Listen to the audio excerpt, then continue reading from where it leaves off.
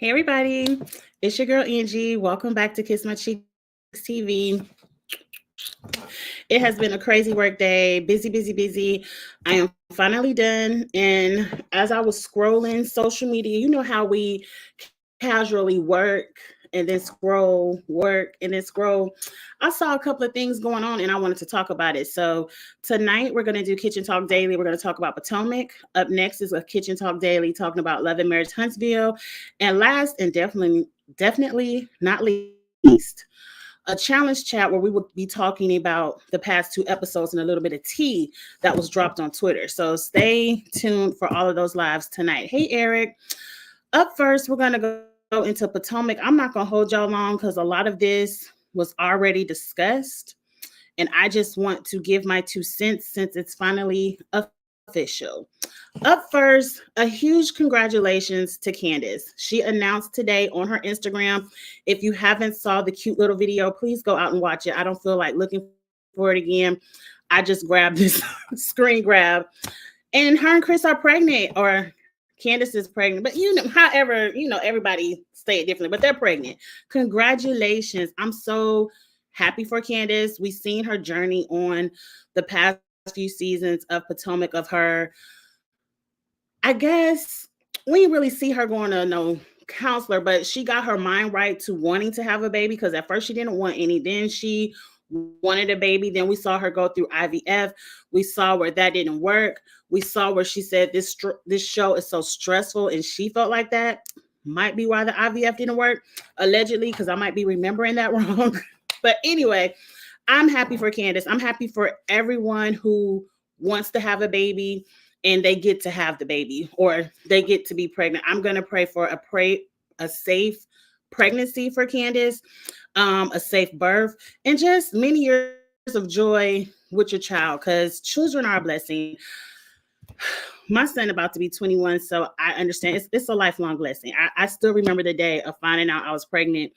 I remember giving birth. I remember it's just a lifelong blessing. So congratulations to Candace and Chris. And I completely understand now why she quit the show, because the way they stress this lady out, the way they gaslight her, and it's not even gaslighting because I know Candace knows the truth, but the way everyone else just believes what they want to believe when the truth is slapping them in the face, like it's too much. It's too much to go through when you've been trying so long for a baby. You don't need all that stress over your pregnancy. I don't believe that dragon Giselle would give Candace any ounce of grace, pregnant or not. So yes, protect your peace, protect your pregnancy, and shout out to Candace. Congratulations. Let's move on to the other little bit of tea that dropped today. We already knew Robin was fired, but I guess today she was on her little shady podcast and she officially said she was fired.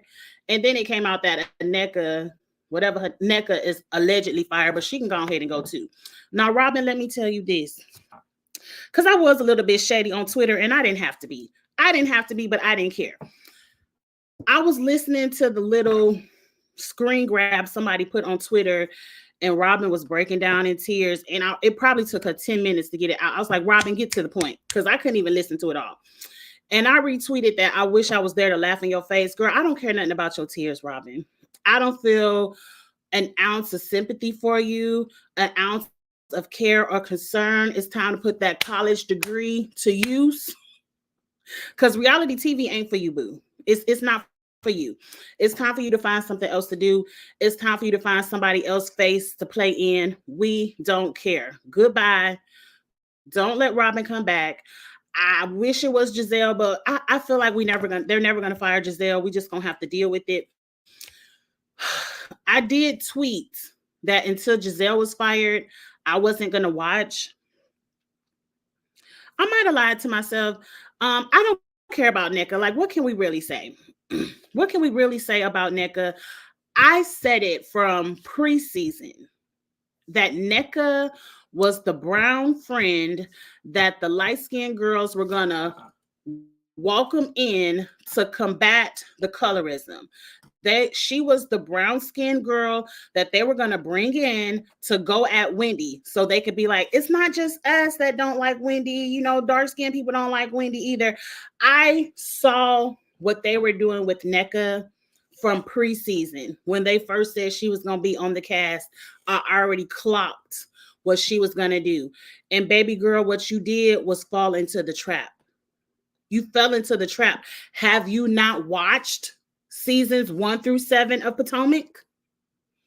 You fell into that trap. And I don't know. Is Giselle might be the one that's really a witch, allegedly. Because what spell does she have over people? Why does everyone want to kiss her ass? I don't understand. She has nothing that nobody wants. We don't even want to look like the Dragon Lady. You might have been fine 20 years ago, but the looks have dropped. Giselle has nothing. I don't understand why everybody wants to be clicked up with her. But I ain't over there, so I don't know. I don't know what she's sprinkling over y'all.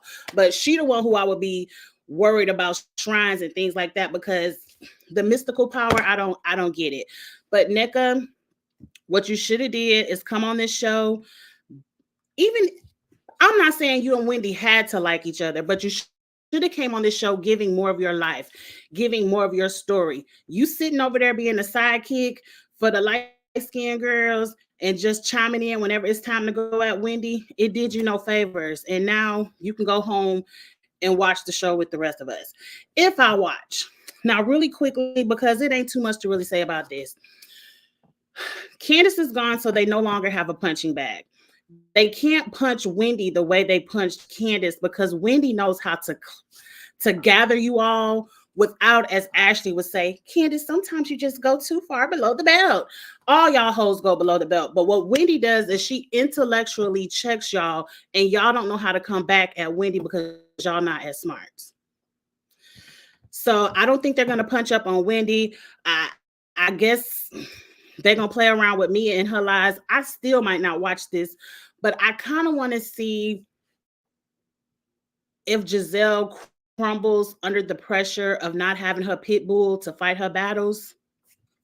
That's what I want to see. Are we going to get a nicer Giselle because she doesn't have Robin to back her up? If she really thinks Ashley or Giselle is going to fill the shoes of a Robin, I don't think so. Because not Ashley or Mia. Ashley and Mia leave Giselle out there on them, whatever that saying is. They leave her out there to float alone. They a tag team, you know, if it's some reads or something funny, but they don't really get into all that other stuff Giselle be getting into. So good luck next season. I do feel like you all could take a nice long Real Housewives of Atlanta break, like what Atlanta is doing. Really look at your cast. You might need to fight.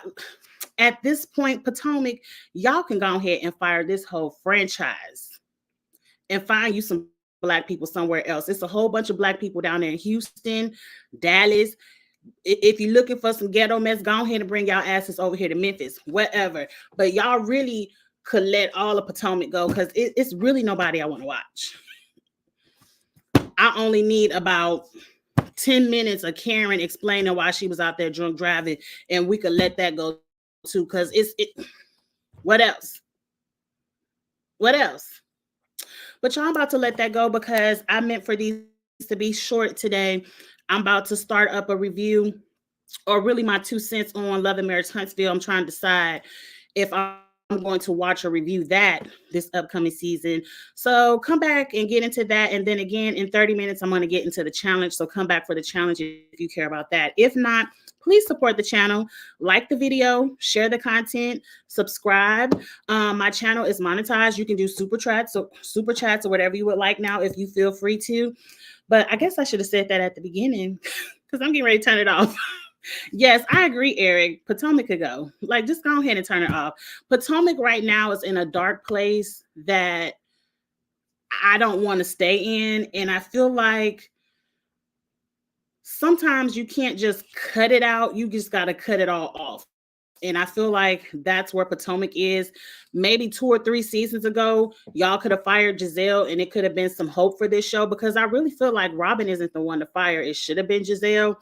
But I feel like as long as you have her there, I'm not interested. But anyway, y'all, get in the comments. Let me know what you think, and I will holler at y'all later. Bye.